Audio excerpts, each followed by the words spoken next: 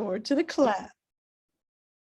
So welcome everyone to We Are Endurance webinar series. It's great to have Kate Gates with us today. Kate is going to talk about Boston and also Big Sur, which is on my bucket list. So I'm very excited to hear. And Kate, I'm just going to let you introduce yourself. Tell us a little bit about yourself and your backgrounds and your running history. Okay, well, so hi everyone. I'm Kate Gates, and I'm from San Jose, California, and I am 62 right now. And I started running marathons probably about almost 17 years ago. My history is that I ran cross country when I was in high school, and then did almost nothing for about 25 years. And then one time when my kids were at attending one of their sports activities, I'm a registered nurse. One of the kids on the field had an emergency at the end of the field, and I got up out of my seat and I ran to the 50-yard line, and I was out of breath. And by the time I got to the emergency was over, but it was kind of a wake-up call for me and so I went back into running, and I started with my 12-year-old daughter and I participated in the very first Nike half marathon and we didn't even know what we were doing. We showed up in street clothes and backpacks and food and completed that first half marathon in about 4.5 hours walking it.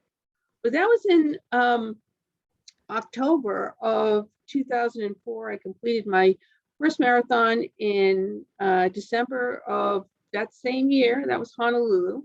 And at that time, and that's where I'm going to kind of segue into Boston, when I was at the expo, I met one of the presenters from the international booth who told me that I didn't realize that you could run Boston as a charity runner. And he said, if you want to run Boston as charity, he said, watch my booth for a half an hour, and when I come back, I'll tell you everything you want to know about running Boston and how to get in. And at that time, for charity runners, Boston registration usually opens in September for the qualified runners, and also for the invitational or charity runners. That's when you apply. And at that point in time, and that was December, most of the charity teams were already filled. But he gave me all the information that I needed to apply for a spot from a charity team for someone that might have been injured or have not been able to make their fundraising requirement or had to drop for some other reason. And that very first year, I got in at the very last moment that Boston Athletic Association would accept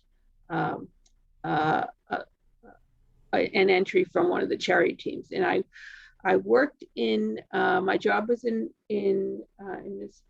mental health, and there were two teams that had an opening. One was diabetes and one was mental health. And I had already completed the Honolulu Marathon, and I was offered that spot in 2005. And I've been fortunate enough to complete 16 consecutive Boston marathons since that point, in all as a charity runner. So I feel very fortunate. We feel very honored to be out there in Boston with the other with the field. It's such a wonderful experience. It's an electric weekend. And so I can talk more about. So talk about the Boston Marathon. Like, what was it like being on the start line? How did it, was it hilly? What kind of course was it? Yeah, I I feel really fortunate because I started in 2005. That was the very last year that they started the marathon at noontime, and they had only one wave. And as you know, as an invitational charity runner, you're very at the end. So I didn't even get across the start line until about 12:30. And after that, but it's when you run Boston, and then after that, then they put in waves and corrals, so the kind of the system, the 4-wave system that they have, at least the last time that I ran Boston.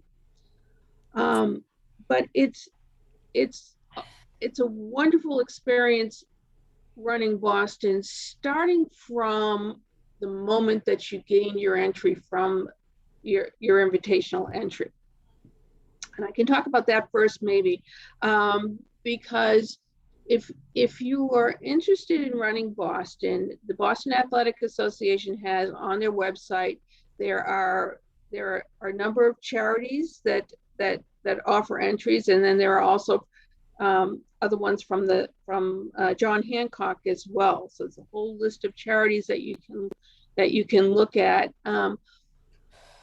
When I started Boston in 2005, the fundraising amount was $2,500, and I believe now it's anywhere from $7,500 to $10,000, but I think it's a minimum of $7,500, and different charities establish a different fundraising minimum. So when you look at if you're thinking about running Boston, the first thing is you want to take a look at the different charities that participate and offer numbers. And different charities have different amounts of numbers. So it's the charities who have higher amount numbers might be a little bit easier than some of the ones that may only have 5 or 10 numbers. So that's an important thing to know is how many numbers the charity has, and then you fill out an application. And what most of the charities have looked for is that they look for someone who is committed to running Boston, but also they look for someone who is committed to the cause. I have been running for the first year I ran for mental health, and then at my subsequent years I ran for the American Liver Foundation. And I ran for the American Liver Foundation simply because there are 30 million people who are affected with liver disease throughout the world, and you can't live without your liver. It's not possible. And being a registered nurse, and in my earlier part of my career working in the intensive care units and assisting patients and families with liver disease, all aspects of it, I just knew the importance of the liver, and just how incredible it is, and how important it is, and how much when you raise money for a charity, how it's about making a difference in the lives of others. That money can make a difference between whether someone lives or dies, and that's very powerful. So look at the charity that you're running for. And then the other important point, when you are thinking about running Boston as an invitational runner, then you want to apply early, because some of the charities will open their application process and close it earlier than others. You also want to make sure you spend a lot of time in your application, and you want talking about your commitment to the cause, and they'll also ask about your plan to fundraise. And if you've had success in the past in fundraising, they'll usually ask about that as well. So count on me as a resource for that. And then then there's a period where they review the application. Some charities will phone or video interview, and then you receive an acceptance, and it's a commitment form. And some charities will follow the rules and regulations, and you agree to raise this amount of money. And one of the good things that the charities do, I think, in my opinion, is if you're accepted by a charity, they open the applications in September, and you're accepted, within a short period of time after that, you have until the marathon or maybe a little bit afterwards to raise that money. It's great when they put times where you have to achieve your fundraising goal by a certain time rather than waiting till all the end. I think that's very, very helpful. And it can. So once you've got it, so it's exciting to get your entrance into Boston, and then you start training, and your training is a little. I found when you're training to run Boston, when I'm actually out there, either whether I'm doing a track workout or whether I am doing a maintenance run or a long run, I'm always preparing for Boston and thinking about my goal in April. And I want to tell you that, and that's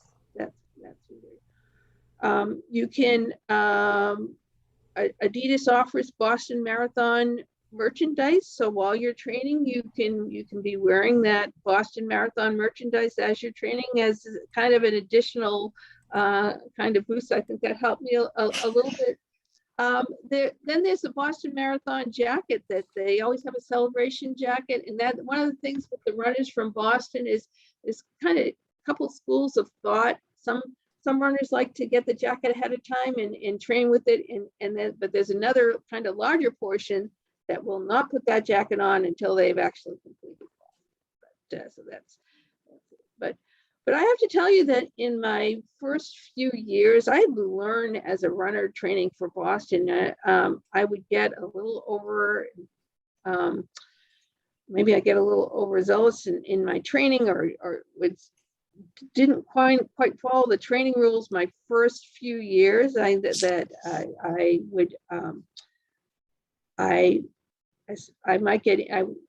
first maybe 5 years, I would get injured in January, and then work the injury, and then just make it to the finish line in April. And since that time, I've learned to be a smarter runner and a smarter trainer, and better about everything associated with that. 3 weeks before Boston, they generally have on the course, and it's not they don't close the roads down, but you have a 21-mile run that's kind of that the local authorities are aware of, where runners will go and run the part of the Boston course, or the whole Boston course, to get ready for that. Charity runners have participated in that. That's always been a great experience for me. And then we just get ready to go to Boston on Boston weekend, and it's exciting again. Preparing, packing, traveling to Boston. I have and most of the runners arrive anywhere from Thursday, and then the Boston Marathon activities have generally started when they had the expo in full. They would start on Friday. They'd have Friday, Saturday, and Sunday where you go to the expo, you pick up your number. They have a poster with everyone's name that runs the race on it. There's a number of exhibitors there that are exciting, running experts from all over, seminars at the expo, and then and also other sites around there. And then on Monday morning, we run the marathon, and you are taken to Boston, and they're very organized in we just, hats always off to the Boston Athletic Association when you attend one of their events, because you go into the expo and there's signage for everything. You know where you're going, and they direct you to the right place. Same thing when you are getting on marathon morning, it's very clear where you go, the procedure for getting on the bus. It's a great bus ride up to Hopkinton, and then you're in Athletes Village for whatever time that you have beforehand. There's water, there's usually bananas, coffee, some of the goos there, a lot of excitement. Runners will take their picture by the Hopkinton sign. They have tents up for us. And then again, with the organization, it's very clear when you're going to leave Athletes Village to take that. It's like a half or 3/4 mile walk to where you start. There's plenty of porta johns before you start. Go into your corral, and you're off with helicopters flying overhead and cameras all around and people lining both sides of the street, and it's very exciting. And the excitement from the people in your corral, as you're leaving Athletes Village, walking down, getting into your corral, approaching the start line, going out on that course, and it's downhill mostly for the first 5 miles or so, and then there's a little kind of up and down, and then you hit the at mile kind of 15, you go downhill. It's a big downhill, and then there's the Newton Hills from miles 16 to 21. But for every hill that you go up, I think on the course, there's actually more that you go down on it. Heartbreak Hill, I think, is a half mile to 3/4 of a mile uphill, and then from there it's mostly downhill to the finish. And as you get to mile 24, and you can see the Citgo sign in front of you, and that means that there's 1 mile to go. And then as you're approaching Fenway Park and the crowds get bigger, and it's exciting coming along that last mile. You go underneath the Mass Ave bridge. It's the last up, and well, there's one more. You go up and down, and then you go up Hereford Street, so right on Hereford, and then a left on Boylston, and you see the finish line in front of you. And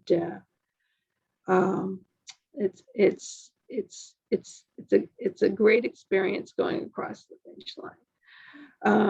And then after you cross the finish line again, they've got everything organized. You've got water and Gatorade, and then you get your medals and food and blanket, and it's just a great feeling. Thank you. So let me ask you, this is a terrible question actually to ask, but were you there during the terrorist attack? Yes, I was. Wow. There during the terrorist attack, and I was a Boston. I've also done I've done 10 consecutive Boston to Big Sur challenges, and at that time, I was a Boston to Big Sur runner. And what happened? I was at about the 22nd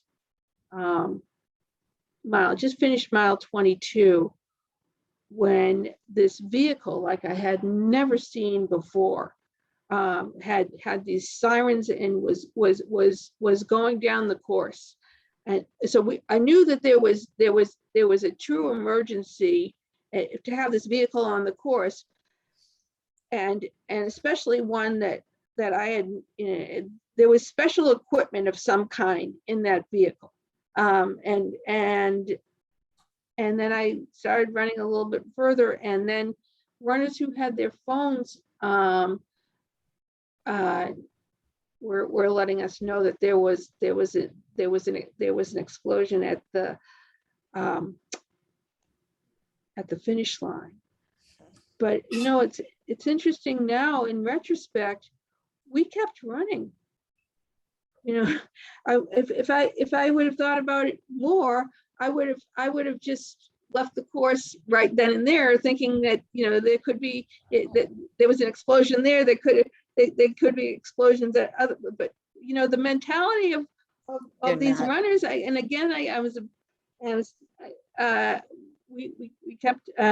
We kept running, and then at one point, I was stopped just before the 24-mile mark. I was very fortunate because where I was stopped.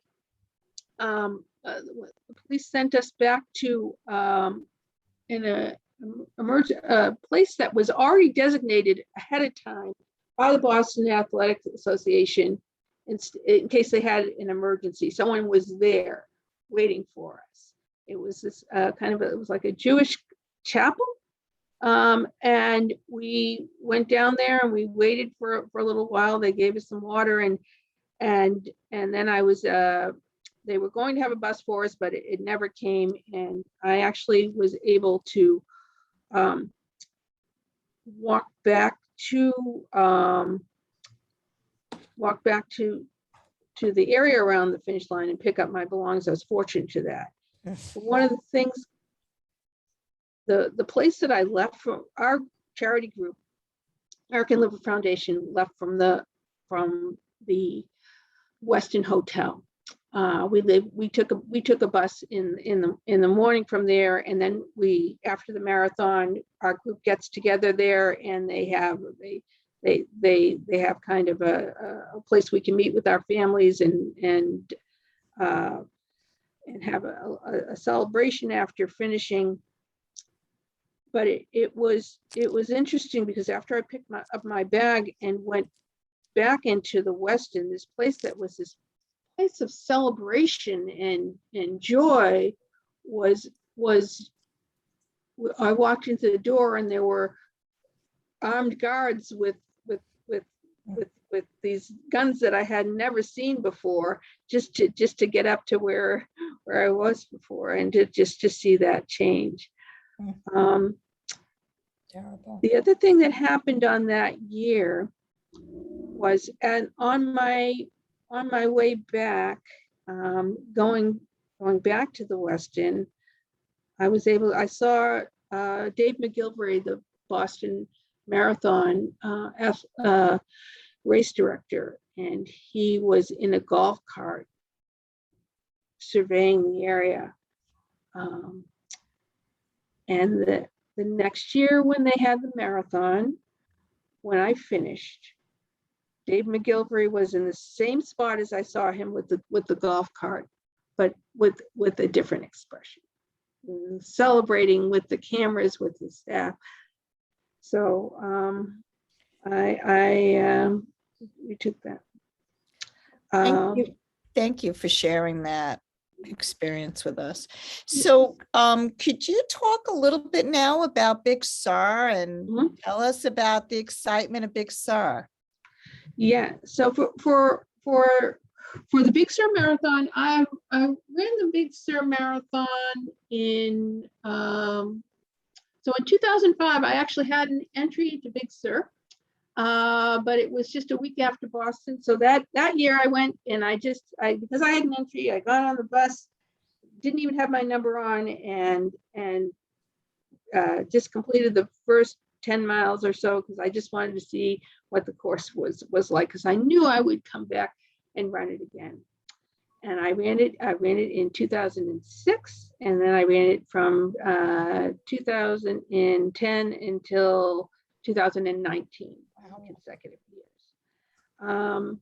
So Big Sur is, for many people, and not many people, not just throughout the country, but throughout the world, Big Sur is one of those bucket list marathons to complete, because it's just an experience like no other, because it's, and for those of us who have run marathons before, Big Sur is for me is about the runners in the road, because it's the only marathon that I've run where there's very few spectators along. There's a few on the very couple miles where there's like a little hotel, and the spectators a little bit out towards the end of it. But what they do is they close off Highway 1 in the highway runs between Big Sur and Carmel, California, and they do that once a year with all the permits that are involved with that. And we start at 6:45, and we it's just one. It's a 2-lane road and the runners have 1 lane of that 2-lane road for that 6-hour period, and it's again wonderful experience, and there's a great feeling with Big Sur from the moment again you come into California. It's a wonderful weekend. It's a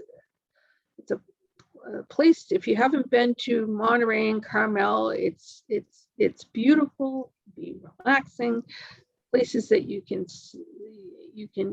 have a hotel that's very close to the beach. The sunsets are beautiful there, lots of activities in the area, and then the race weekend, they in previous years they've had an expo and speakers, and they do a great job of helping you prepare for what to expect.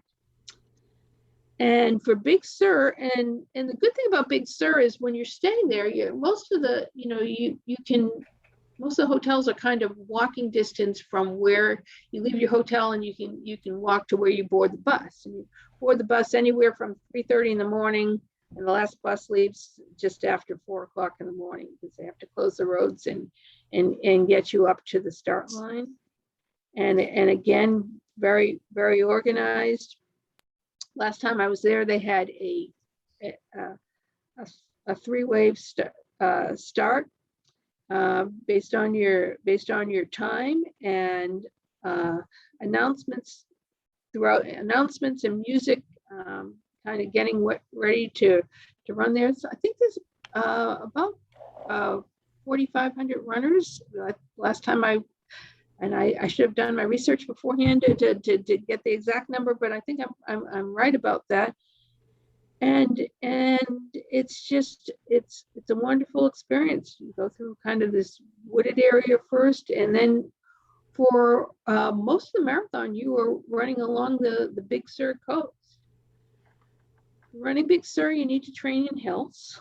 They are gigantic, monstrous hills in some places. There's one hill that is 2.5 miles from the bottom to the top, and it's one of those hills that has a false summit. You think you're at the top, and you're not quite there, and then you go through another turn, and you think you're at the top again, and you're not quite there, and then you're at the top when you're at the 12-mile mark. But from miles just before mile 10 to mile 12, you're on that hill, and but then you've got a downhill after that follows. And again, just wonderful support. With Big Sur, they have a piano player. You cross the Bixby Bridge, and there's a piano player at the half marathon mark that they Yes. runners come and take pictures. and throughout it's one of the courses that I think that I've seen the most amount of runners stopping to take pictures along the way because they don't want it. And then you come across with this course, you get up to the 23rd mile mark. It's basically you go downhill until 25. They put one more hill in, and then you go across the finish line. But it's been a wonderful experience. Most of my Big Sur, almost all of the 10 Big Sur marathons, I've had good weather, which is it's always been the last Sunday in April. So, and if I'm not correct, they're registering for Big Sur with their right now. So it's great to hear. There are a few different options at Big Sur. You could do 10 miles, you could do 20 miles, you could do a full marathon, right? Yeah. What's your feeling about that? I mean, well, go for it, or just experience. If the one thing about Big Sur is that they have a cutoff point. If you do not make the 21-mile mark, I believe it's 21 miles by a certain time, then you are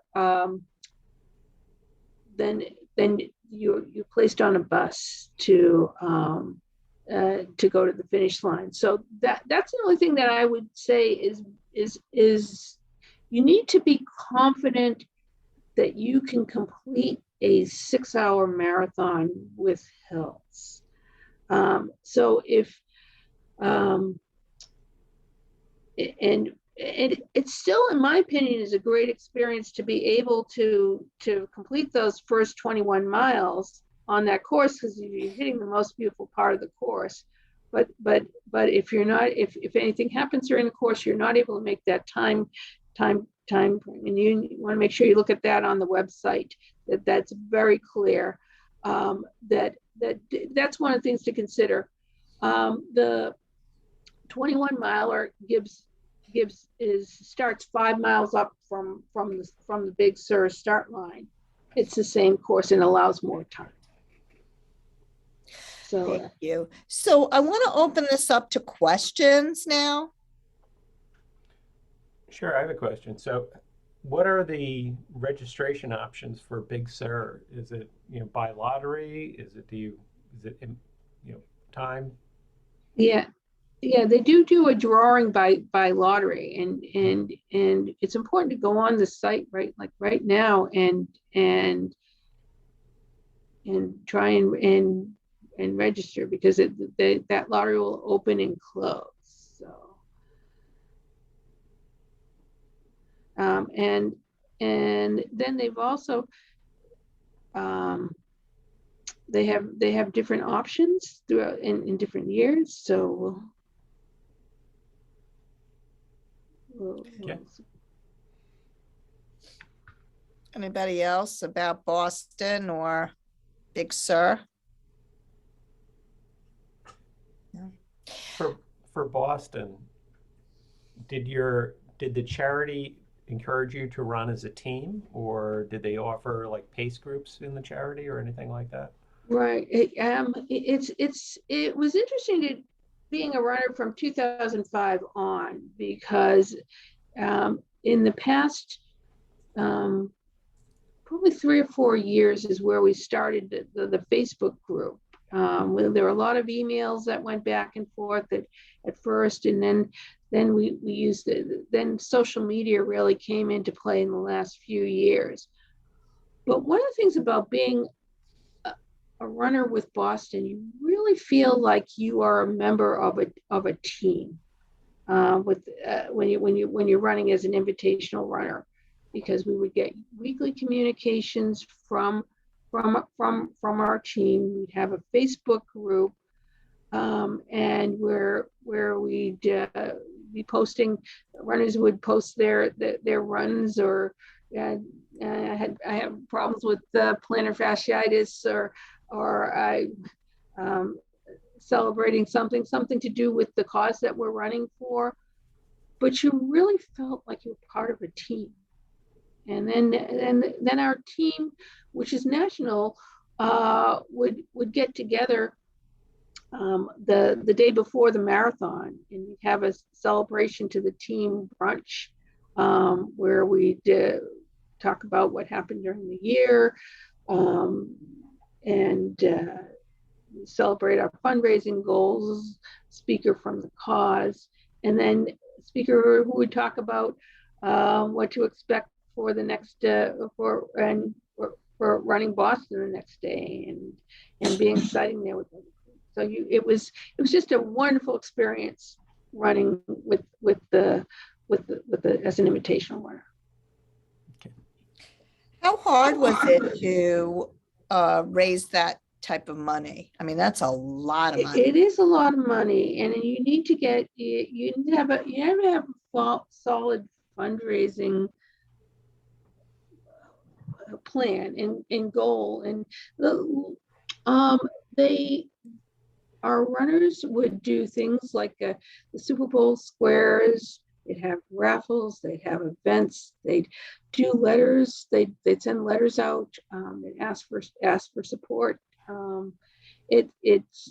You do have to be creative in your fundraising. You are held to that fundraising. So, and one thing about Boston is if you're out there on the Boston course, you've earned it. You've earned your spot there, meaning you either qualified or you've been a member of a charity team, or you're one of the sponsors who's helped contribute to the success. Yeah. Anybody else have any questions? All right, well, thank you very much, Kate. This was really informative. And show everybody the shirt that you're wearing. Oh,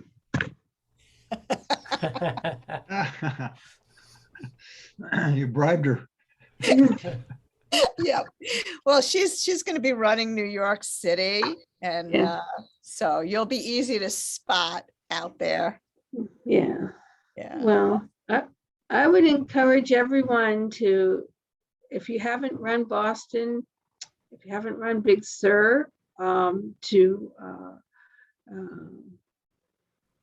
to apply for, to either qualify or apply for an invitational entry in Boston, and then apply for the lottery in Big Sur.